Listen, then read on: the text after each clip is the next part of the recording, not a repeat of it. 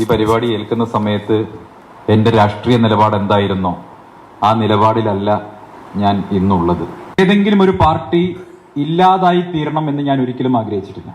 നല്ല ജനാധിപത്യത്തിന് നല്ല BJPയും നല്ല കോൺഗ്രസും നല്ല CPMഉം ഉണ്ടാകണം എന്നാണ് ഞാൻ ആഗ്രഹിക്കുന്നത്. താങ്കൾ ഈ പറയുന്നത് ഈ BJPക്കാർ പറയുന്നതെല്ലാം നുണകളാണ്, കോൺഗ്രസ് പറയുന്നതെല്ലാം സത്യമാണ്.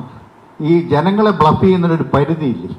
ഒരു കാര്യം കള്ളമാണെന്ന് തോന്നാം, മറ്റൊരാളുടെ ദൃഷ്ടിയിൽ അത് സത്യമാണെന്നത് ആപേക്ഷികമാണ്. 11 അതിൽ കൂടുതലോ വർഷമായിട്ട് ഈ കോൺഗ്രസ് മുക്ത ഭാരത് ഏതെങ്കിലും പാർട്ടി ഇല്ലാതാവുന്നത് ജനാധിപത്യത്തിന്റെ ശോഭ കെടുത്തും, അത് തെറ്റാണ് എന്ന് സാറിന് ബോധ്യമില്ലായിരുന്നോ? പലപ്പോഴും പ്രകടിപ്പിക്കേണ്ട അഭിപ്രായങ്ങൾ പ്രകടിപ്പിക്കാൻ പറ്റാതെ പോയിട്ടുണ്ട് എന്നുള്ളതൊരു വസ്തുതയാണ്, സത്യമാണ്, അത് ഞാൻ അംഗീകരിക്കുകയാണ്.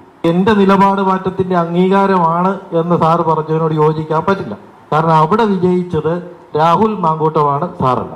ഞാൻ പറഞ്ഞ കാര്യങ്ങൾ BJPയുടെ ശക്തി കേന്ദ്രങ്ങളിൽ പോലും UDFന് അനുകൂലമായിട്ടുള്ള വോട്ടായി മാറിയിട്ടുണ്ടെങ്കിൽ അവിടെ എൻ്റെ നിലപാട് ജനങ്ങൾ അംഗീകരിച്ചു എന്ന് പറയാൻ ഒരു പൊതുപ്രവർത്തനായിട്ടുള്ള എനിക്ക് ജനാധിപത്യം ഒരു അവകാശം നൽകുന്നുണ്ട് എന്ന് ഞാൻ വിശ്വസിക്കുകയാണ്. ഒരു മനുഷ്യൻ ഇങ്ങനെ മാറുമോ?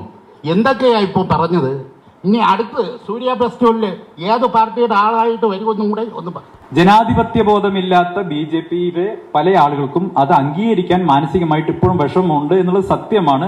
അതൊരു പക്ഷേ എന്നോടുള്ള സ്നേഹം കൊണ്ടായിരിക്കാം. അങ്ങനെയാണല്ലോ, ഒരാളെ വല്ലാതെ സ്നേഹിച്ചു കഴിഞ്ഞാൽ അവർക്ക് യോജിക്കാൻ പറ്റാത്തൊരു നിലപാട് വരുന്ന സമയത്ത് അവർക്ക് ദേഷ്യവും തോന്നും.